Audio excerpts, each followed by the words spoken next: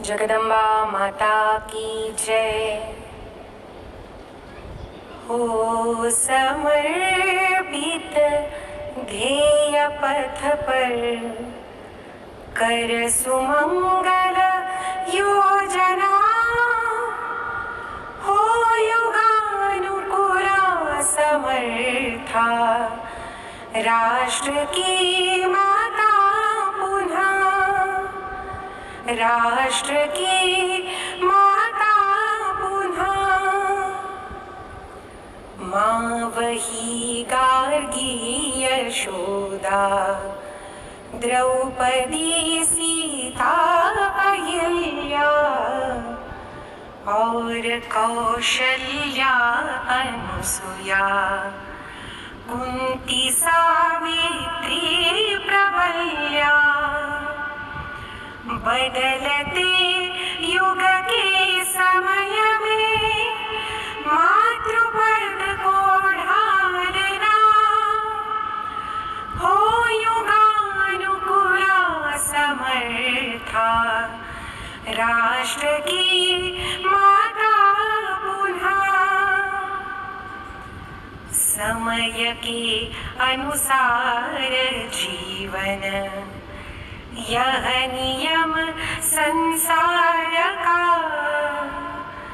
आधुनिकता से समन्वय हो जीवन उपयोग का। सत्व वही सिद्धांत वही पर, माँ की नूतन धारणा हो।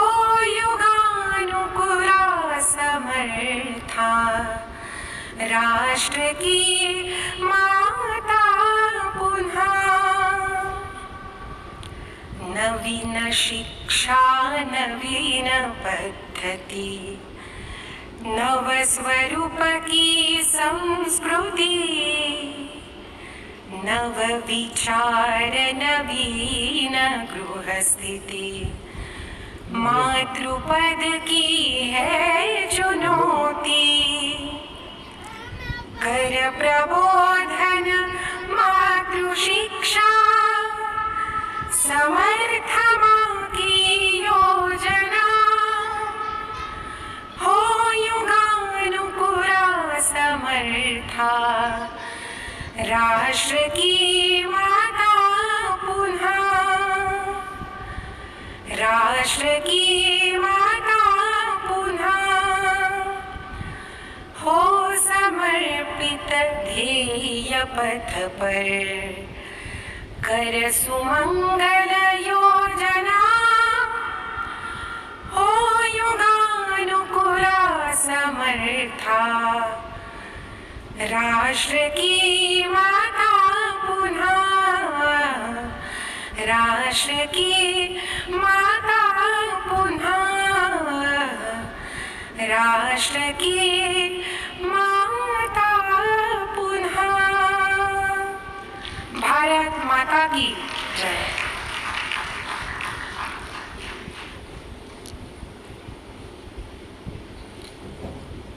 परम श्रद्धेय सभाचार्य श्री जितेंद्रनाथ जी महाराज,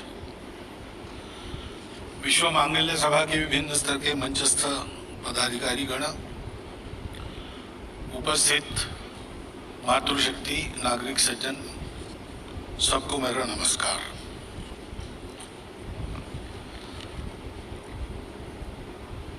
युगानुकूल मातृत्व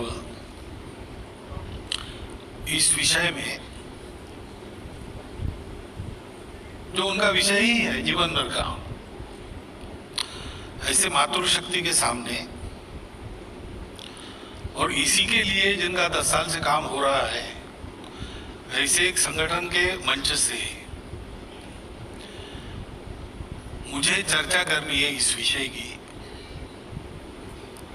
जिसका इस बारे में कोई विशेष ज्ञान नहीं है। पुस्तक का ज्ञान होता है क्या? प्रत्यक्ष करने वाले अनुभवी ऐसे लोगों के सामने विषय रखना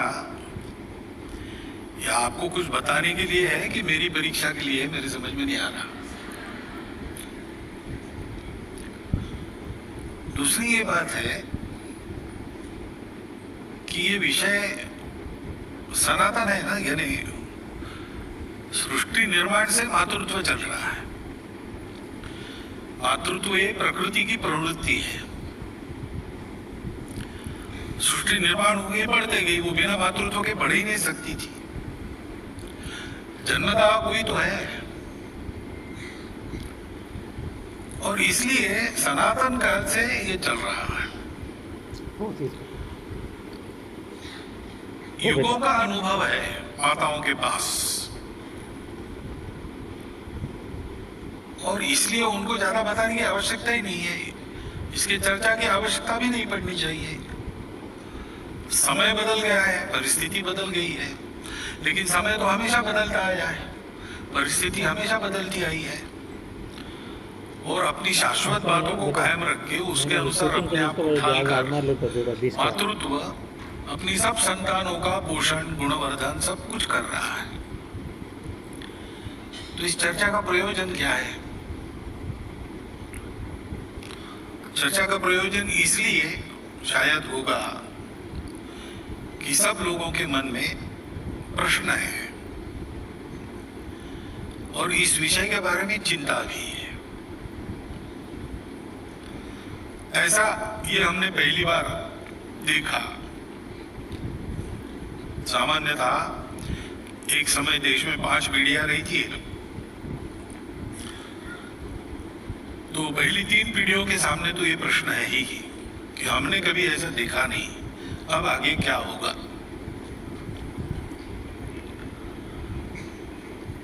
तो इस प्रश्न का विचार करने के पहले हमको ये प्रश्न उत्पन्न होने का कारण क्या है, इसको सोचना पड़ेगा। सारा अध्ययन करने के बाद ये ध्यान में आता है कि ऐसी स्थिति उत्पन्न हो गई, इसका पहला कारण तो हम ही है। हम यानी मातृशक्ति सहित हमारा संपूर्ण समाज। क्योंकि इसके बारे में हमारा विचार क्या है? हम भी दुनिया में एक देश है, एक राष्ट्र है, सदियों से हम सब लोग यहाँ रहते आए हैं, और हमारी भी सबसे प्राचीन देश हमारा है, तो सबसे प्राचीन परंपरा मातृत्व की वो हमारी ही है। लेकिन वो क्या है, इसको हम लगभग पूर्णतः भूल गए।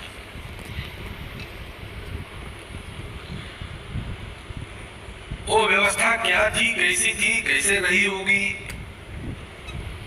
लेकिन उस व्यवस्था को भूलने के बाद, उसके इंगित को, उसके संदेश को भूलने के बाद हमारी जो अधोगति हुई और उसका लाभ लेकर परकीय लोगों ने अपने देश को लूटा खसोटा, उसके कारण जो परिस्थिति उत्पन्न हुई, और आखिरी जो आक्रामक आया ब्रिटिश, उसने जो हमारे दिमाग में इस आत्मविस्मृति को कायम करने की व्यवस्था कर दी। इतना ही नहीं, तो जो तुम्हारा प्राचीन रहा वो सब बेकार है, ये भावना भरी। तो ये जो 1500-2000 वर्षों का समय है, हम इसको मानते कि वो अपनी परंपरा है, वास्तविकता नहीं है। हमारी जो परंपरा थी उससे हटकर जीना हमारा प्रारंभ हुआ सामान्यतः महाभारत के समय में। उसके बाद क्रमशः हम भूलते आए, फिर आक्रमण शुरू हुए, उसमें समाज अस्त व्यस्त हो जाता है, व्यवस्थाएं ध्वस्त हो जाती है, वो हुआ। और आखिरी आक्रमण ने हमारे मन में हमारे ही चीजों के प्रति विद्वेष भर दिया, न्यूनगंड भर दिया। उनका जो है वो सब सही है, हमारा सब गलत है। और जो हमारा जो था उसको हम गलत समझते हैं, जो सही था वो हमको पता ही नहीं है। और एक अधूरी दृष्टि के आधार पर एक जो गलत बातें चल रही है पाश्चात्य देशों में, जिसके कारण वहां अनेक समस्याएं उत्पन्न हुई है, और वहां से हमने लिया, लेकिन उनके पास इसका उत्तर नहीं है, तो हमको भी उत्तर नहीं मिल रहा है। हम अभी भी उसी को प्रमाण मान के चलते हैं। वो जो विमर्श है, वो जो नैरेशन है, उसमें कई बातें गृहीत मानकर अपना नैरेशन उन्होंने दिया है। कई बातें ऐसी है कि हमारे यहाँ वो बात थी ही नहीं, जैसी स्थिति वो कल्पना करते हैं वैसा है ही नहीं। जैसे वहां चलता है कि कौन श्रेष्ठ है, पुरुष है कि महिला श्रेष्ठ है, तो स्वाभाविक जो पुरुष के पक्षधर है वो कहेंगे पुरुष श्रेष्ठ है, महिला के पक्षधर है वो कहते हैं महिला श्रेष्ठ है। अब ये एक बार है श्रेष्ठ कनिष्ठ का विवाद, ये मान लिया तो फिर सारे प्रश्न आते हैं कि अगर महिला श्रेष्ठ है तो परिवार में गुलाम बनकर क्यों रहे, गुलामी में फंसाने वाला विवाह बंधन क्यों स्वीकार करें। तो उसका जो दुनिया के प्रति दर्शन है वो कहेगी 3 रंग की दुनिया। कुत्ता है तो कहेगा ब्लैक एंड व्हाइट 2 ही रंग है। अब कुत्ते को हम समझाएंगे 7 रंग है, वो कहेगा बेकार की बात है, मेरा अनुभव है 2 ही रंग है। हम कहेंगे तुम्हारा क्या अनुभव है, हमारा अनुभव है 7 रंग है, लेकिन हमारा अनुभव कहाँ है, हमको बांध दिया है अंदर। फिर हर मुक्ति एक नए बंधन का स्वीकार है।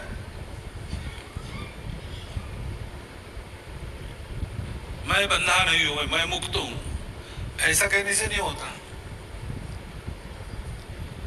जिनको हम बंधनकारी पाश मानते हैं वो वास्तव में मुक्ति का बंधन है। तो स्त्री मुक्ति आंदोलन शुरू हुआ, बढ़ा, देखते देखते स्वीकार हुआ। जैन जी अच्छी रहती है, वो अनुकरणशील रहती है, इमोशनल रहती है, बहुत ठंडे दिमाग से विचार नहीं करती है, और जो उनके संपर्क में है वो अगर दिखने में प्रामाणिक हो तो उनको अपील करता है। तो हो गया एक दौर। उसके बाद उनकी जो प्रवर्तक थी उनके ध्यान में आया कि हमने तो एक गलत रास्ते पर कदम बढ़ाए और 2 पीढ़ी को बर्बाद कर दिया अपने देश की। तो स्त्री मुक्ति की विशद कल्पना देने वाला ग्रंथ उन्होंने लिखा था। उसके बाद उन्होंने दूसरी पुस्तक लिखी, उसमें ये कहा कि वो हमारी बात गलत थी और हमने 2 पीढ़ियां बर्बाद कर दी, कम से कम आने वाली पीढ़ियां बर्बाद ना हो, इसलिए मैं दूसरी लिख रही हूं। ऐसे 5 दौरों में फिर से वो वापस आ गई कि परिवार ये महिला की आवश्यकता है, मातृत्व ये महिला की आवश्यकता है। अब हम आंखों पर पट्टी बांधकर उनके पीछे घूमेंगे, वो जितनी ठोकरें खाएंगे इतनी हमारे पास है। ये सारी बातें हमारे पास पहले से है, युगों का अनुभव है, परंतु हमको पता नहीं। हम अपना होने के कारण उसको गया बीता मानते हैं, और वो बड़ा प्रोग्रेसिव वर्ल्ड है, वहां से ये अंधों के पीछे हम भी अंधे होकर चल रहे हैं। इसके कारण इसकी चर्चा करनी पड़ती है। लेकिन थोड़ा आप सब लोग थोड़ा अपने अंदर झांककर अपना विचार करेंगे तो मेरे बिना बताए भी आपको सत्य ध्यान में आ जाएगा, और अभी जो प्रश्न आपको लगते हैं उन सब के उत्तर आपको मिल जाएंगे, क्योंकि सारी परिस्थिति के पीछे दृष्टि का अधूरापन है और हमारे पास एक संपूर्ण समग्र दृष्टि है। क्योंकि सृष्टि का जीवन का जो सत्य है वो परंपरा से हमारे पूर्वजों ने अपने पास लिया, दुनिया को दिया समय समय पर। वो विरासत हमारे पास आज भी है। वो विरासत कहती है कि सब कुछ एक ही है, महिला और पुरुष, प्राणी और मनुष्य, चेतन और जड़, ये सब भ्रम है, इसमें से जाना पड़ता है।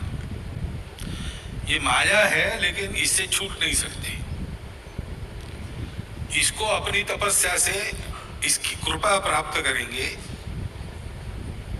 वो प्रकृति वो अनुमति देगी, तभी सत्य तक पहुंचेंगे। लेकिन इसमें से जाते समय ये ध्यान में रखना चाहिए कि ये माया है। वास्तविकता क्या है? वास्तविकता है अस्तित्व की एकता। अब साइंस भी विज्ञान भी इसके पास आया है, एवरीथिंग है। तो हमारे ये ध्यान में आता है कि अल्टीमेट एब्सोल्यूट रियलिटी के स्तर पर ये फर्क ही नहीं है महिला पुरुष, सब आत्मा है या शून्य है। अलग अलग नाम है अलग अलग दर्शनों में, लेकिन सभी भारतीय दर्शन ये मानते हैं कि वहां भेद नहीं है। मन बुद्धि सबकी अलग अलग होती है, लेकिन पूर्ण अलग नहीं होती।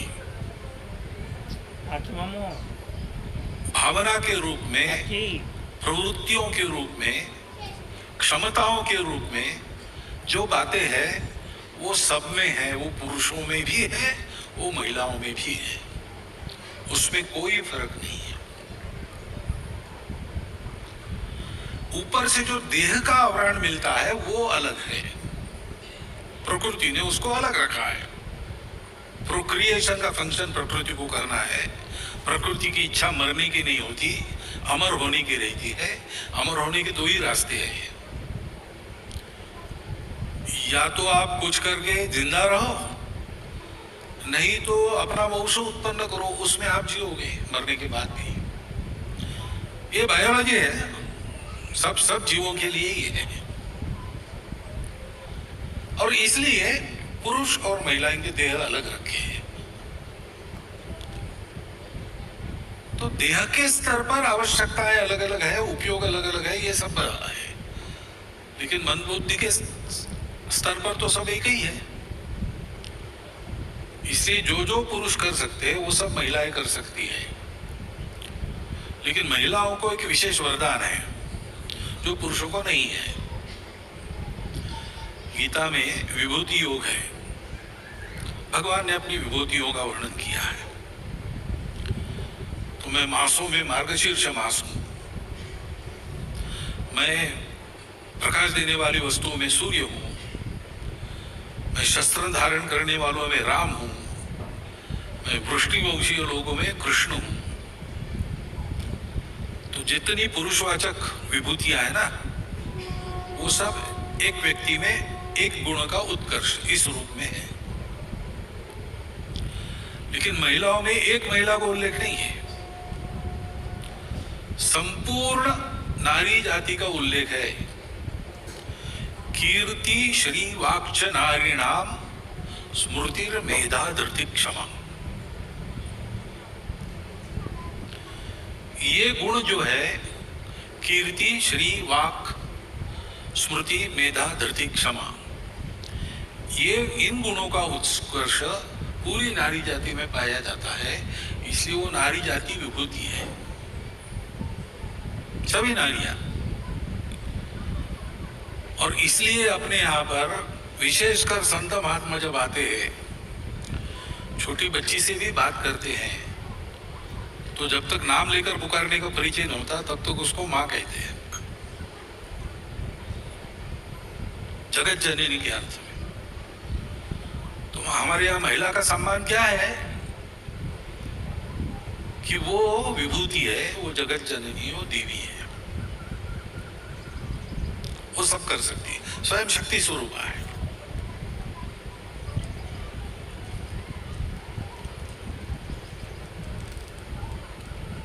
इसलिए मोक्ष पुरुषार्थ जो है, मोक्ष प्राप्त करना, उसमें सब स्वतंत्र है। प्रत्येक की आत्मा समान है, तो प्रत्येक को प्राप्त करना है, आत्मा से परमात्मा हो जाना है। और अर्थ काम के बारे में भी दोनों बराबरी के हैं। लेकिन ये अर्थ काम जो है, अपना उपभोग और उसके लिए साधन, ये हम जानते हैं कि हमने सोचा कि मैं सुखी हो जाऊं, तो संभव नहीं है। क्योंकि मैं सुखी होने की मेरी इच्छा तो अनंत है। जब कुछ नहीं था तब पैदल चलता था, तो बाजार पास में तो अच्छा लगता था। फिर साइकिल आ गई तो उसी बाजार में पैदल चलना मुश्किल हो गया। स्कूटर आ गई, कार आ गई, अब और अधिक अधिक अधिक चाहिए। जो नहीं है वो चाहिए, जो है उसका महत्व नहीं। ये मनुष्य का गुण है या दुर्गुण है, जो भी हो। मनुष्य की इच्छाएं अनंत है, पृथ्वी के साधन, सृष्टि के साधन मर्यादित है। इसलिए महात्मा जी कहते थे, The earth has sufficient for everyone's need, but earth cannot satisfy even a one man's greed. और इसलिए सबको मिलना चाहिए, सबको साथ चलना चाहिए, सबकी उन्नति होनी चाहिए, क्योंकि सब एक ही है। सब एक ही, दिखते अलग अलग है, विश्वास अलग है, श्रद्धा अलग है, पूजा अलग है, भाषा अलग है, बुद्धि अलग अलग प्रकार की है, आर्थिक स्तर अलग है, सब अलग है, लेकिन सब एक है। इसलिए सबको मिलना चाहिए, सर्वेपि सुखिनः सन्तु होना चाहिए। तो अर्थ काम का एक अनुशासन है जिसको कहते हैं धर्म। वो मुख्य पुरुषार्थ माना जाता है, विशेषकर पुरुषों के लिए। वो धर्म अगर करना है तो एक नहीं चलता, केवल पुरुष पूजा नहीं कर सकता, उसके साथ उसकी गृहिणी होनी चाहिए। केवल महिला पूजा नहीं कर सकती, उसके साथ उसका पति होना चाहिए, क्योंकि ये धर्म है, ये धर्म अनुशासन है जिससे अर्थ काम। शिवी राजा की एक बाज पीछे लगा, इसलिए कबूतर भाग के उसके दरबार में आकर उसने शरण मांगी, तो शिवी राजा ने उसको छिपा लिया, पीछे से बाज आया और उसने कहा कि वो कबूतर कहाँ है, मुझे खाना है उसको। तो शिवी राजा ने कहा कि खाने नहीं दूंगा, मेरी प्रजा है, मेरी शरण में आई है, रक्षण करना मेरा कर्तव्य है, तुमको भूखा वापस जाना पड़ेगा, मेरा धर्म मैं कर रहा हूं।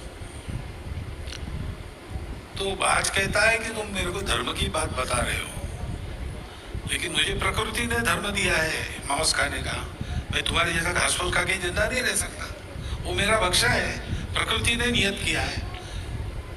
तो मेरे धर्म की हानि करके तुम अपना धर्म कैसा बढ़ाओगे? धर्म तो सबके लिए एक होता है, समान होता है, और धर्म सबको आनंद देता है, धर्म में दुख कभी नहीं होता है। अब आज की अधूरी विचारधारा में ये प्रकरण अगर सुप्रीम कोर्ट में जाता किसी भी देश के, तो क्या हाल है? तीन ही रास्ते हैं, या तो कबूतर को मरने दो, या तो बाज को भूखा रखो, या राजा कहे कि हमारी ज्यूरिसडिक्शन की बात नहीं है, आप बाहर निपटाओ। लेकिन धर्म ऐसे नहीं करता। शिवी राजा ने कहा कि तुमको कबूतर ही खाना चाहिए, ऐसा प्रकृति ने नहीं कहा, मांस खाना चाहिए, ये कहा है। तो ठीक है, कबूतर बचना चाहिए, प्राण रक्षा उसका धर्म है, उसको बचाना मेरा धर्म है, उसको खाना तुम्हारा धर्म है। तो ऐसा करो, मैं अपने बाहर से कबूतर के वजन का मांस काट के तुमको देता हूँ, तुम उसको खा के जिंदा रहो, तुम्हारा भी धर्म रहा, मेरा भी धर्म, किसी का भी रहा। धर्म मनुष्यों के त्याग के द्वारा संपन्न होता है। ये मनुष्य की जिम्मेवारी है, क्योंकि ये बाकी जीवों को नहीं है। आहार निद्रा भय मैथुन च सामान्य तत् पशुषु नराणाम्। मनुष्यों में और पशुओं में ये चार बातें समान है। बायोलॉजिकली हम भी एक एनिमल है, परंतु धर्मो ही देशाधिको विशेषः। मनुष्य में ये धर्म होता है, मनुष्य सबसे सक्षम प्राणी बुद्धि से है, और बुद्धि से साधन उत्पन्न करके अब साधनों से भी सक्षम सब पर राज कर रहा है। इसलिए उसकी जिम्मेवारी है सृष्टि चले, सृष्टि की धारणा हो, ये करना। और इसलिए धर्म ये उसकी विशेषता है। धर्मो विना पशु समान, धर्म के बिना वो पशु है। तो ये धर्म से सिद्ध होना चाहिए, इसलिए समाज है। बाकी जगह सोसाइटी उत्पत्ति क्या बताते हैं, लोग एकत्र आए, सुरक्षा के लिए एकत्र आए, एक समाज भारत था उसके लिए एकत्र आए, एकत्र आने का कृत्रिम आधार ले लिया वगैरह वगैरह। हमारे यहाँ ऐसा नहीं है। हमारे यहाँ सारी दुनिया को ये धर्म देने के लिए हम लोग जो भारत के अंदर रहते थे, उनको ऋषियों ने तपस्या करके समाज बनाया।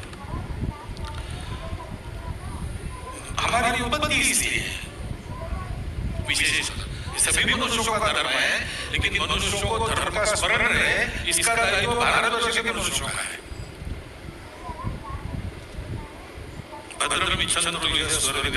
तपो दीक्षा ततो राष्ट्रम बलम ओजस्वी जातम्।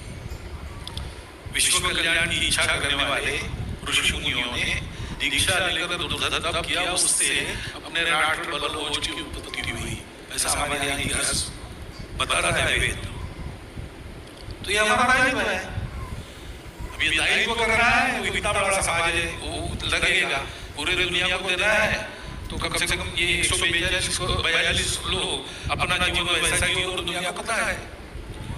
लेकिन 142 लोगों को एकदम नहीं सिखाया जा सकता, तो यूनिट्स बुलाते हैं ना। अभी ये विश्व मंगल सभा की बैठक थी, बैठक में सभी कार्यकर्ताओं को नहीं बुलाया, एक स्तर को बुलाया, एक संख्या मर्यादित रही है, तब सारी बातें ठीक होती है। तो समाज का यूनिट है कुटुंब। जैसे समाज में पुरुष होते हैं, कुटुंब में पुरुष है, जैसे उसमें महिला होती है, महिला है, जैसे एक बालक होता है, बालक है, बालिका होती है, बालिका है। समाज किसी भूमि पर रहता है, परिवार का भी एक घर होता है। इस घर में पलने बढ़ने वाले बालकों को सामाजिक व्यवहार योग्य बनाना, धार्मिक चरित्र वाले बनाना, ताकि अपने अस्तित्व की रक्षा करते हुए वो विश्व के अस्तित्व में उसको आगे ले जाने वाला, उन्नत करने वाला योगदान करे। ये कुटुंब का फंक्शन है। कुटुंब यानी महिला और पुरुष एकत्र रहकर जो संतानें होंगी, उनकी सुविधा, उनकी प्रगति, इसकी सुविधा नहीं है। वो होता है, अपना करना नहीं पड़ता। क्या है? समाज की धारणा हो, जिससे धर्म बढ़े, सारी दुनिया ठीक चले। ये काम कुटुंब का है, और कुटुंब तब तैयार हुए जब विवाह हो। दूरदृष्टि के आधार पर देखेंगे और सोचेंगे तो लगेगा ये तो गुलामी है। ये क्या है? घर छोड़ के लड़की विवाह के बाद चली जाती है उसके साथ, तो दोनों मिलकर अलग करो। फिर वो देखती है कि पुरुष ठीक नहीं, क्योंकि भूल गए ना। मैंने कहा 2000 वर्षों में जो हमारा विवाह हुआ इस तत्व के अनुसार नहीं है, तो बच्चे भी भूल किया है। तो डरती है कि ये कैसे करना, इसके बजाय जाना चाहिए तो क्या होगा। ये स्वतंत्रता तो अपनी परंपरा में पहले से विवाह करना व्यक्ति के लिए आवश्यक नहीं माना है।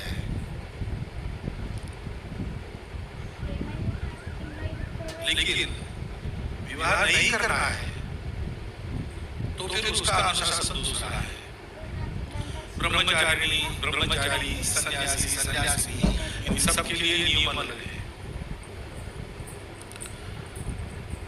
समाज उनको अनुशासन में रखता है, वो अनुशासन में रहे इसलिए नियम बनाए, समाज ने नहीं, आचार्य ने नहीं बनाए। वैसे रहना पड़ता है, क्योंकि ऐसा रहने वाले लोग इसलिए ऐसा रहे कि उनको अब इन भौतिक बातों में रस नहीं है, उनकी आंखें उधर लगी है, तो ये सब छोड़ देते हैं। लेकिन ये छूटा नहीं है तो क्या करना? ये तो सब चाहिए तो फिर सबको चाहिए, इसलिए सबको देने वाला, धर्म खड़ा करने वाला समाज, उसमें विवाह ये एक अनुशासन है। अब उसका पर्याय लिव इन रिलेशनशिप, मॉडर्निटी।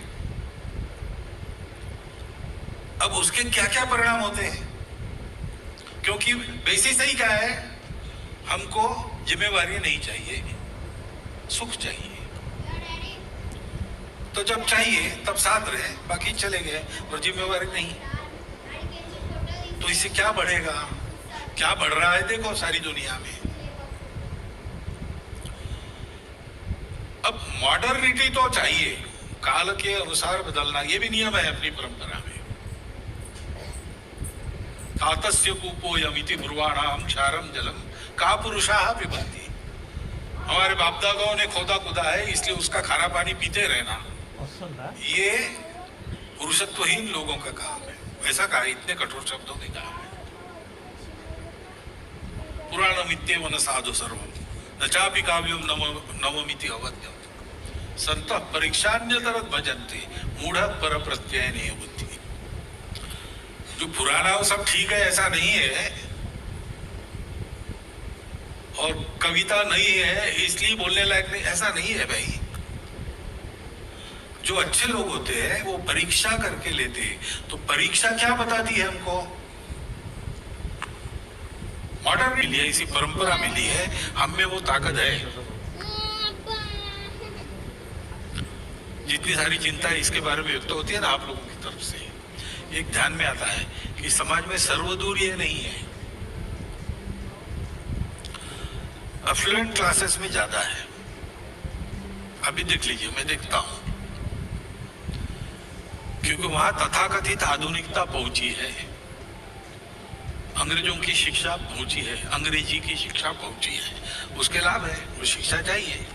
शिक्षा किसी भी बात की बुरी नहीं है, लेकिन उसके साथ साथ ये बैगे जाता है।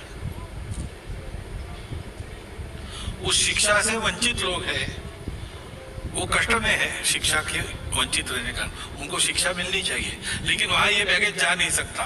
तो पुरानी अच्छी बातें उनके यहाँ कायम है अभी भी, वहां ये समस्याएं नहीं आती है।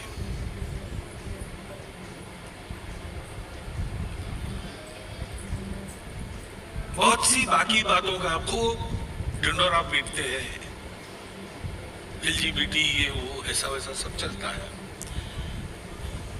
अब है समाज में, सर्व समाज में ये प्रवृत्तियां रहती है। कुछ तो प्रकृति ने ही दिए हुए प्रकार है, हम कुछ नहीं कर सकते, वो भी कुछ नहीं कर सकते, उनको ऐसा पैदा किया है। लेकिन कुछ एक्वायर्ड है बाद में मानसिकता के कारण, कुछ शरीर के खिंचाव के कारण बनी हुई बातें है। तो सारी दुनिया में तो हमारे यहाँ नहीं थी ऐसा तो हम नहीं कह सकते, हमें मनुष्य हमारे यहाँ भी थी, लेकिन हमारे यहाँ उनकी चुपचाप व्यवस्था की गई। हमारे यहाँ कहा गया कि ये है और कुछ क्यूरेबल है, वो क्यूर होगा, जो नहीं है वो भी मनुष्य है, उनको भी जीने का अधिकार है। उनको समाज से अलग थलग नहीं करते, समाज जीवन के एक विराट व्यापार में उनके लिए भी एक व्यवस्था है। उनको हीन भाव से मत देखो। तो शिखंडी एक राजा था और सब वीरों के बराबर लड़ने के लिए गया। तो हमारे यहाँ इसकी एक व्यवस्था थी। आज फिर से हम देखते हैं उनके देवी देवता है, उनके देवस्थान है, उनके महामंडलेश्वर भी है, कुंभ में आते हैं। तो ऐसी बातों का फालतू ही गाजा वाजा न करते हुए, वो हल्ला न करते हुए चुपचाप, क्योंकि समाज की दृष्टि उनके प्रति सहानुभूति की बनी रहे, अपने ही समाज के अंग है, ये बात बनी रहे, इसलिए चुपचाप उनकी एक ठीक प्रकार से व्यवस्था, ऐसा हमने किया है। लेकिन नए इसमें प्रश्न तो खड़े हो रहे हैं, प्रश्न आएंगे, उत्तर नहीं है। इन सब बातों के उत्तर देने वाली हमारी समग्र एकात्म दृष्टि के आधार पर अगर हम विचार करते हैं तो सब ठीक रहता है, ठीक होता है। हमारे यहाँ जो मातृत्व की परंपरा है उसने अपने आप को समय समय पर युगानुकूल बना लिया है, उनकी एक क्षमता है। लेकिन जैसे एक काल में हमने कहा माता देवी है, जगत जननी है, शक्ति है,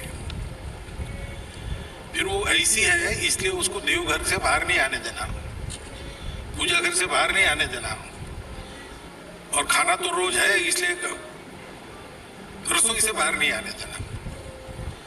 तो देवी बनाकर उसको पूजा घर में बंद करो, रसोई में बंद करो, ऐसा तो नहीं करना है। ये परिणाम आक्रमण का है।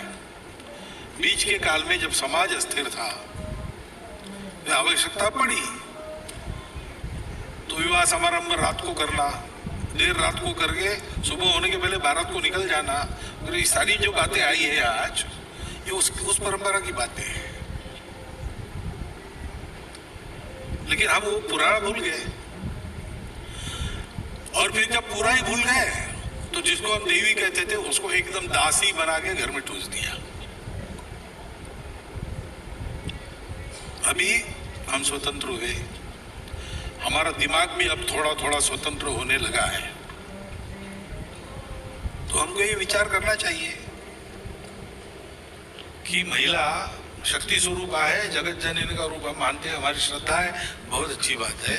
लेकिन देह से वो भी हमारी जैसी एक मनुष्य है, मन से भी मनुष्य है, बुद्धि से भी मनुष्य है।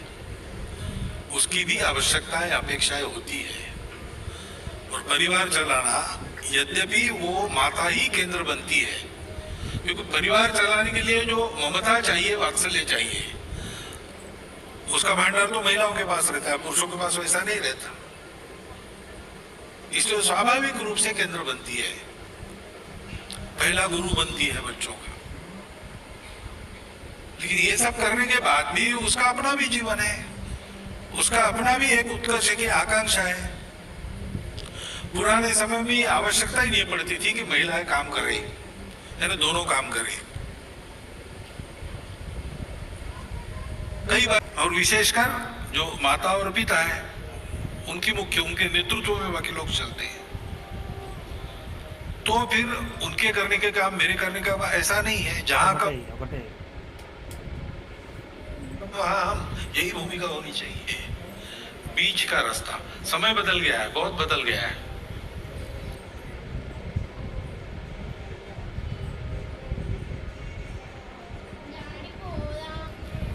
नई नई आवश्यकताएं खड़ी हो गई है।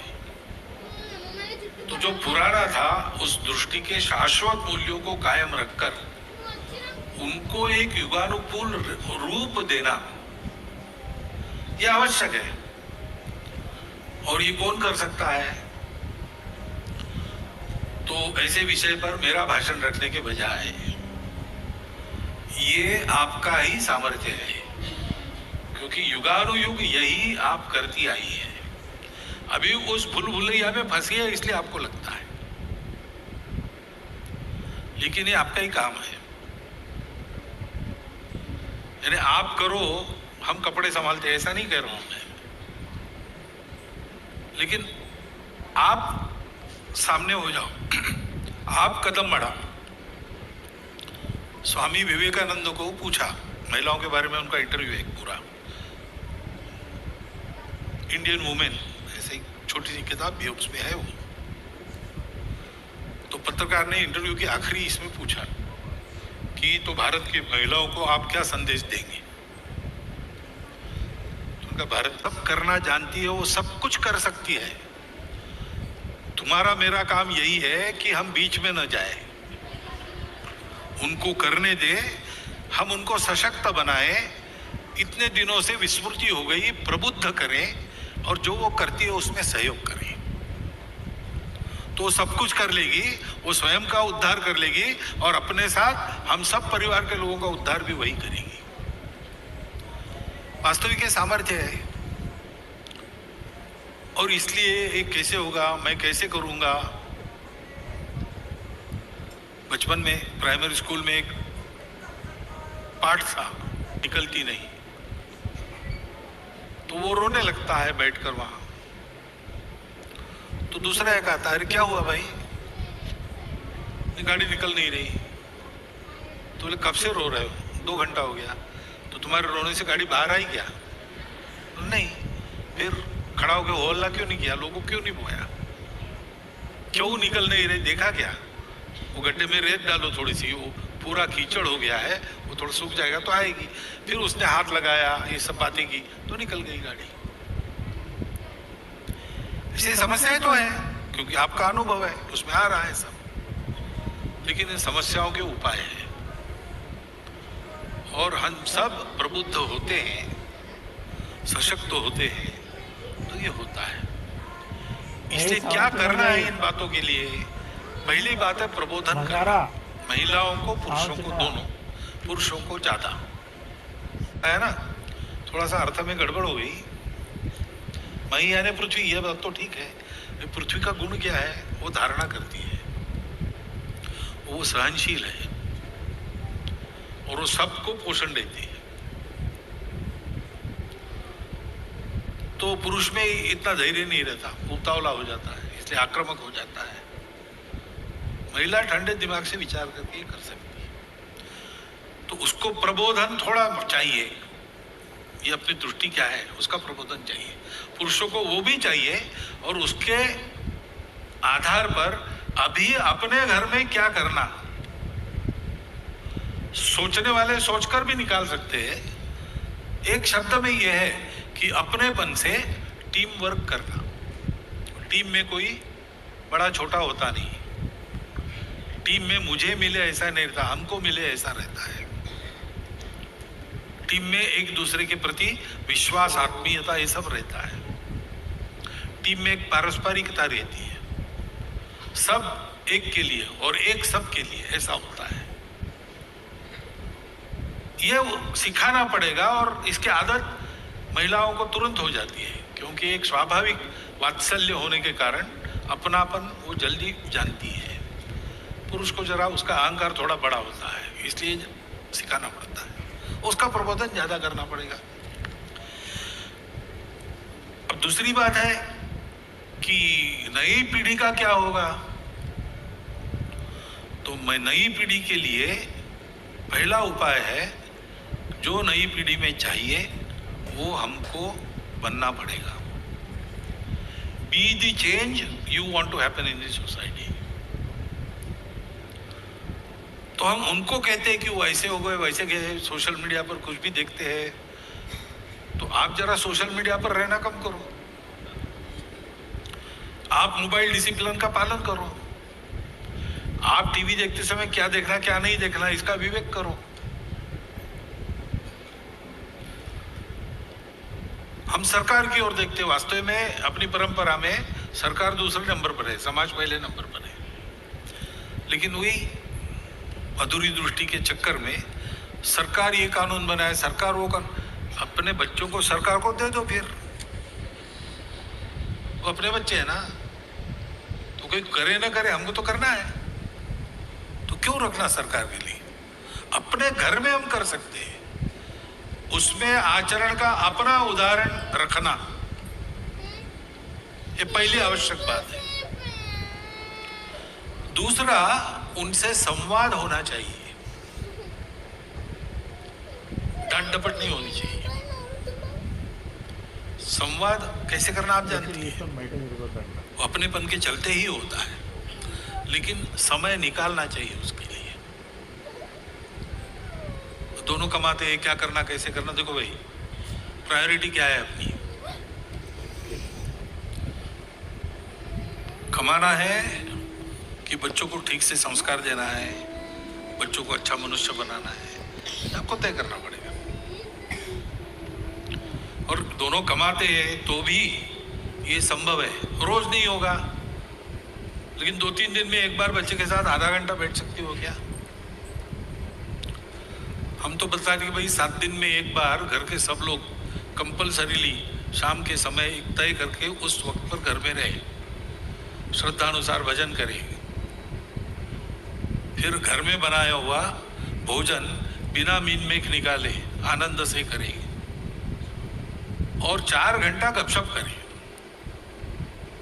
अपनी कुलरीति क्या है, अपना देश धर्म संस्कृति क्या है, कैसा है, और हम अपने लिए सब करते हैं, लोगों के लिए रोज क्या करते हैं, अपने लिए रोज करते हैं, लोगों के लिए रोज क्या करते हैं। ऐसी 3 बातों को लेकर गपशप करेंगे तो आज जो बच्चों के मन में प्रश्न है और ये इनको कैसे समझाना हमारे मन में प्रश्न है, उन सब के उत्तर उस गपशप में से मिलेंगे। क्योंकि जमाना बदल गया ना। हम जब छोटे थे तो माताजी हो या पिताजी हो, थोड़ी आंखें उन्होंने बड़ी कर दी कि हम एकदम डिसिप्लिन्ड हो जाते थे, और जो उन्होंने कहा है वो प्रमाण है, वो करना ही है। You are not to make reply, you are not to क्या, you are not to reason why, you are not to make reply, you are but to do and die. ऐसी डिसिप्लिन अपने आप ही परंपरा में आती। आज पीढ़ी ऐसी नहीं है ना, वो 10 प्रश्न पूछेगी।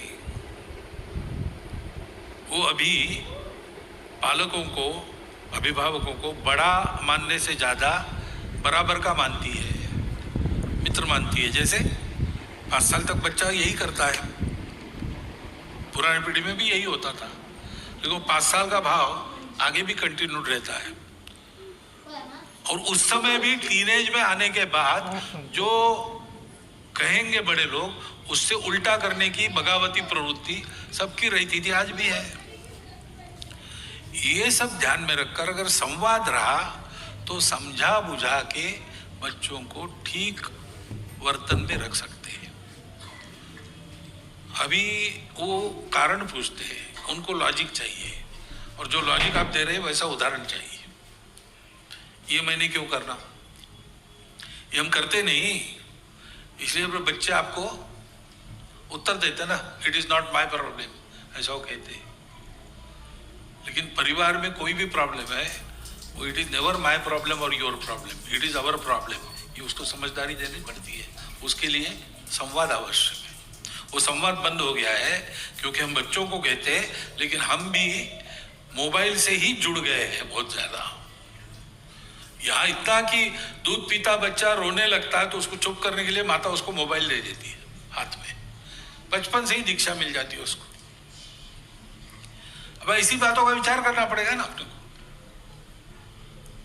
अपने यहाँ पर अपनी परंपरा के संस्कार कैसे होंगे, भाई घर में पालन करो। या विश्व मांगल्य सभा में और 6 भकारों का उल्लेख होता है, भाषा, भूषा, भजन, भवन, भ्रमण, भोजन। हमारे कुटुंब प्रबोधन गतिविधि में भी आचरण के मुद्दे में ये 6 बातें आती है। अब अपने घर की चौखट के अंदर भाषा अपनी हो, भूषा अपनी हो, विशेषकर मंगल कार्यों में, पर्वों पर अपने वेश में रहना चाहिए, अपना वेश पहनना आना चाहिए, अपना भजन हो। नहीं तो कब होने वाली ईसा मसीह का चित्र है। तो उन्होंने पूछा इनको ये कौन है, तो ले Isa Masih, it is my God. अच्छा, तो दादी के कमरे कृष्ण का चित्र था, तो वो कौन है, it is my grandmother's god. तो दादी का भगवान अलग हो गया और बच्चों का भगवान अलग हो गया, कैसे चलेगा भाई। भाषा, भूषा, भजन, भवन, भ्रमण, भोजन अपने घर के चौखट के अंदर अपना चाहिए। क्योंकि ये जो अपनी खुदी है, अपनी आइडेंटिटी है, उसका दुनिया में महत्व है। वो जिसके पास है, छोटी हो या बड़ी हो, उसकी प्रतिष्ठा है। और जिसके पास अपनी आइडेंटिटी नहीं है, उसके पास कुछ नहीं। और ये आइडेंटिटी कभी इंडिविजुअल नहीं होती।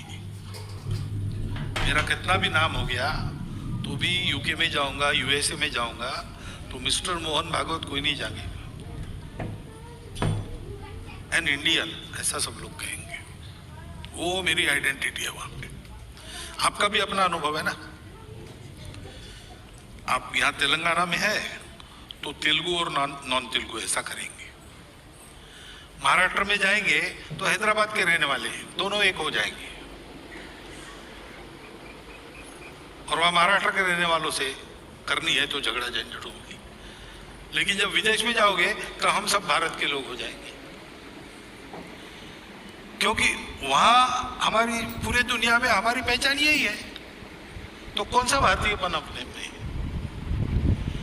इसका महत्व है। और बच्चे शायद आज घर में समझेंगे नहीं समझेंगे, जब विदेश में जाते तो उनके ध्यान में आता है और फिर वो पूछने लगते हैं। तो हमारे पास ज्ञान चाहिए उनके प्रश्नों का उत्तर देने का। इसलिए माता पिता की तैयारी इस दृष्टि से अच्छी हो। माता पिता ने बच्चों को डील करने की शैली आज की नई पीढ़ी को देखते हुए, आज के युग को देखते हुए एक हमारी ठीक हो। मंगल संवाद चले कुटुंब में और पुरुषों का प्रबोधन हो, ये समाज के स्तर पर होने से इन सारी समस्याओं का उत्तर मिलेगा। मातृत्व बदलता नहीं, मातृत्व शाश्वत है, मातृत्व का स्वरूप बदलता है। युगानुकूल मातृत्व यानी आज के युग के अनुसार एक काल सुसंगत रूप लेकर खड़ा हुआ, उन्हीं शाश्वत मूल्यों पर पक्का ऐसा मातृत्व, क्योंकि मूल्य मातृत्व के सारी दुनिया में समान ही है। बच्चों की परवरिश अपेक्षाओं से नहीं होती है, उनके भविष्य की चिंता करते हुए होती है। उसके जो अपनापन चाहिए उस अपनापन के आधार पर होती है। तो बच्चा अपराध भी करता है, सुनता नहीं है, मस्ती करता है, ये सब होने के बाद भी उसको एक कॉन्फिडेंस है, सब करने के बाद भी मुझे जब ठोकर लगेगी तो मेरे घर में मेरी माँ है। पिताजी शायद छड़ी मारेंगे, दो चार तमाचे लगा देंगे, डांट देंगे, लेकिन सब होने के बाद भी चुपचाप माँ की गोद में जाके बैठा तो वहां मुझे सांत्वना मिलेगी। फेल हो गया तो ठीक है, लेकिन to continue is all that matters.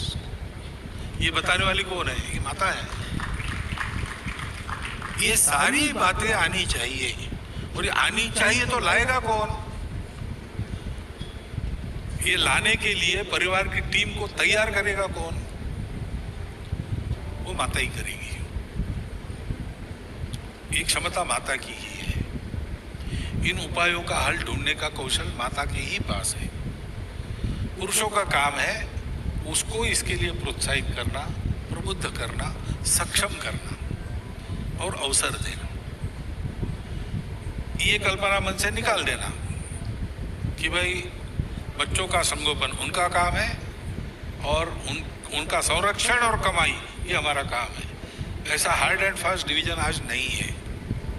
और आज की पीढ़ी को तैयार करना है तो चारों ओर से फील्डिंग चाहिए, तो पिता को भी माता को भी उसमें हाथ बटाना पड़ेगा। एक टीम वर्क के नाते अगर कुटुंब का काम चला तो ये संभव है। वो टीम वर्क का वातावरण भी निर्माण करना ये माताओं के बस की बात है। बस अब माता कहने की शर्म नहीं आनी चाहिए, इतना देखना। जब हम एड्रेस करते हैं कभी कभी भाषण में माता भगिनी, तो एक वर्ग ऐसा रहता है जो गुस्सा हो जाता है, हमको माता क्यों कहा, हमको भगिनी क्यों कहा? अरे मातृत्व ये समान है भाई। मातृत्व यानी अपने भक्त तैयार होते हैं, लेकिन मातृत्व यानी पुरुषों की गुलामी। मातृत्व यानी सदा कुटुंब में दास्य, सूर्य प्रकाश को नहीं देखना वगैरह वगैरह। अब ये अगर समाज में है तो उसको बदलना भी पड़ेगा, लेकिन ये बदलने के लिए भी पुरुष और महिला दोनों के प्रयास आवश्यक है। और ये समझने की आवश्यकता है कि ये हमारी परंपरा के कारण नहीं है, हमारी परंपरा को भूलने के कारण ये सब हुआ है। और उसके जगह काल सुसंगत उन्हीं मूल्यों के आधार पर मातृत्व को स्थापन करना पड़ेगा। उसका रिप्लेसमेंट विदेश की अधूरी दृष्टि से चल रही गलत बातों को अपने यहाँ लाना ये नहीं है। ये किया तो कल स्थिति हाथ के बाहर चली जाएगी। और जैसा वहां आप ऐसा कहते हैं कि अमेरिका में प्रतिज्ञा थी कुछ लोगों की कि we will make America stink, and they have achieved that. ऊपर से सब ठीक दिखता है, वहां लोगों से बात करो, आप वहां के लोगों से, संघ वालों से मत करो, वहां के जो लोग हैं वो बताते हैं आपको, हमको आकर बताते हैं आपने जैसा किया है भारत में वैसा कुछ करके वहां हम सुधारना चाहते, तो आपके पास तरीका है क्या? ऐसा पूछते हैं, क्योंकि वो लोग समस्या में फंसे, हम उन्हीं में क्यों फंसे? हम अपना रास्ता ढूंढे अपने प्रकृति के अनुसार, हमारे शाश्वत मूल्यों के आधार पर हम अपने प्रयास करके और ये सारी बातें करें। और इसलिए इस परिस्थिति की ये चर्चा करनी पड़ी। वास्तव में इस चर्चा का अधिकारी मैं अपने आप को नहीं मानता, लेकिन आप इसकी चर्चा करें, उसमें सहमति बना के एक उपाय खोजें और उपाय लागू करें, उसका यशस्वी प्रयोग सारी दुनिया को दिखाएं। इसलिए हमारे माता बहनों की इच्छा हुई, उसके चलते, और आचार्य यहाँ बैठे हैं, वो सब चूक भूल संभाल लेंगे, इस विश्वास से मैंने ये विषय आपके सामने आज रखा है। उसका विचार कीजिए, इतनी एक विनंती मैं करता हूँ। करके केवल विचार मत कीजिए, कृति से प्रयोग करके निष्कर्ष निकालिए और सबको अवगत कराइए। ये एक विनंती आपके सामने रखता हूँ और मेरे शब्दों को विराम देता हूँ।